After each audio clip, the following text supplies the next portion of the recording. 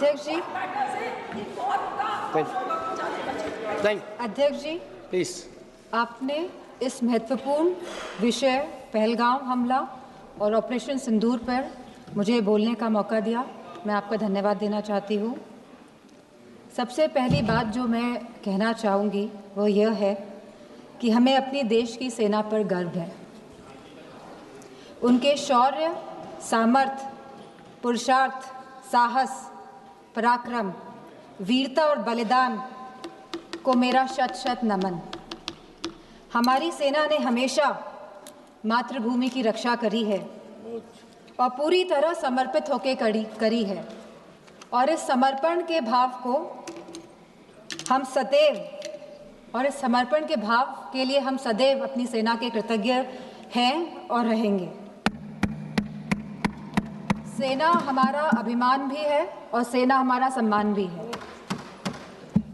सभी सैन्य बल और सुरक्षा बल जो वीर गति को प्राप्त हुए, उन्हें हमारी भावपूर्ण श्रद्धांजलि। बॉर्डर पर भारत के जिन नागरिकों ने अपनी जान गंवाई और जो घायल हुए, उन सभी परिवारों के साथ हमारी संवेदना है। पहलगाम की जो आतंकवादी हमला जो 22 अप्रैल को हुआ, वह कहीं ना कहीं भारत की सुरक्षा पर आघात था। जहां एक तरफ सरकार यह कह रही थी कि सब कुछ नॉर्मल है कश्मीर पे, तो कहीं ना कहीं इस सरकार ने नेशनल सिक्योरिटी की कीमत पर कश्मीर में नॉर्मलसी का जो नैरेटिव सेट करने की कोशिश करी। पहलगाम की घटना कहीं ना कहीं उसी का अंजाम भी है।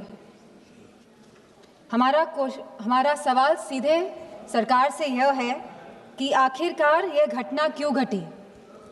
आखिरकार पहलगाम में बाइसान वैली में जहां हजारों टूरिस्ट रोज जा रहे थे अपने परिवारों के साथ, और मैं पूछना चाहूँगी सरकार से कि अगर आपके परिवार के या हमारे परिवार का कोई भी सदस्य कश्मीर जाता, घाटी में घूमने जाता, तो बिना सिक्योरिटी के क्या आप उन्हें भेज देते? बिना किसी सुरक्षा के आप उन्हें भेज देते? तो क्या एक भारतीय की जान की कोई कीमत नहीं है?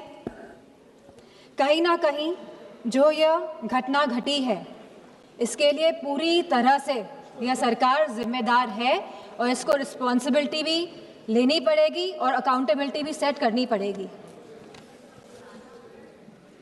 और जिस समय घटना घटी तो भारत में अमेरिका के वाइस प्रेसिडेंट्स JD वांस भी यहाँ मौजूद थे, और जब भी इस तरह के VIP गेस्ट भारत में होते हैं तो हमेशा कश्मीर घाटी में सुरक्षा बढ़ाई जाती है। लेकिन इस बार जो ये चूक हुई है, और यह खाली बरसान वैली की बात नहीं है, 60 और ऐसे टूरिस्ट डेस्टिनेशंस थे जहाँ पे कोई भी सुरक्षा नहीं थी, और आपके कहने पर ही, भारतीय जनता पार्टी की सरकार के कहने पर ही टूरिस्ट कश्मीर जा रहा था, इस भरोसे के साथ, इस विश्वास के साथ कि वह सुरक्षित है। और यह जिम्मेदारी अंतोगत इस सरकार ने, भारतीय जनता पार्टी के नेताओं ने क्या कहा कि यह जिम्मेदारी टूर ऑपरेटर्स की थी वहाँ की सुरक्षा की, जो बहुत ही गैर जिम्मेदारा बयान है और साथ इनकी संवेदनहीनता को भी दर्शाता है।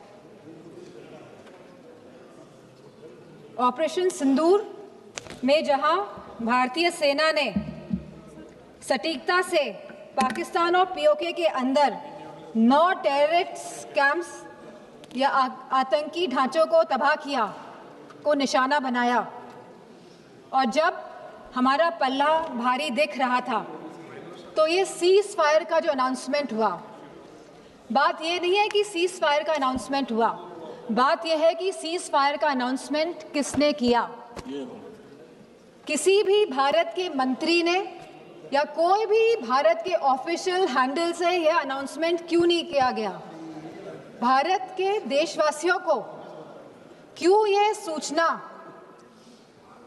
एक अमेरिका के राष्ट्रपति के द्वारा मिली? सवाल इस बात का है। सेम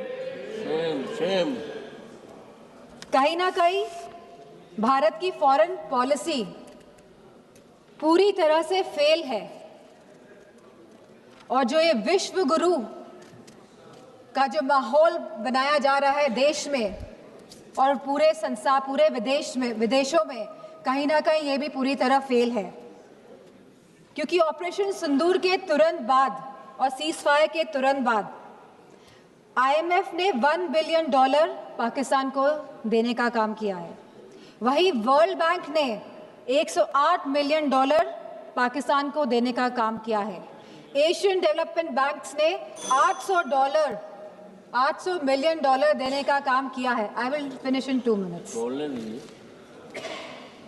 वहीं UN सिक्योरिटी काउंसिल में पाकिस्तान को काउंटर टेररिज्म कमेटी का वाइस चेयरमैन बना दिया गया। यह दर्शाता है कि भारत की फॉरेन पॉलिसी पूरी तरह विफल हुई है। और यही नहीं, पहली बार चीफ ऑफ आर्मी पाकिस्तान का अमेरिका के राष्ट्रपति के साथ लंच करने का न्योता मिला और लंच किया। और बात यहीं पे समाप्त नहीं होती है। आज जनरल माइकल कुरेला को प्रेसिडेंट ऑफ पाकिस्तान ने प्रेस्टिजियस निशान-ए-इम्तियाज अवार्ड भी दिया है। तो ये रिश्ता जो पाकिस्तान का और जो अमेरिका का है और इन रिश्तों के बीच में भारत का खड़ा है, सवाल इस बात का है। सवाल ये भी है कि अगर चीफ डिफेंस स्टाफ ने ये बात कही कि हमारे लड़ाकू विमान गिरे हैं, तो लड़ाकू विमान तो गिनती के हैं, आज नहीं तो कल तो पता ही चल जाएगा कि कितने लड़ाकू विमान गिरे। प्लीज मां। तो सरकार को क्या दिक्कत है बताने में? सर 2 मिनट्स कि please 1 minute, please conclude. Only 2 minutes last. 1 minute, 1 minute. कितने लड़ाकू विमान गिरे हैं और ये लड़ाकू विमान जो गिरे हैं ये क्यों गिरे, ये भी सरकार को बताना पड़ेगा। सरकार पूरी तरह से, सरकार का इंटेलिजेंस फेलियर है। सरकार ये बात जानती ही नहीं थी कि जहां हम पाकिस्तान से लड़ रहे हैं वहीं दूसरा देश, हमारा पड़ोसी देश चीन, चाइना पूरी तरह से समर्थन कर रहा था पाकिस्तान का। क्या ये इंटेलिजेंस फेलियर था या ये एक्शनेबल इंटेलिजेंस को इग्नोर किया गया?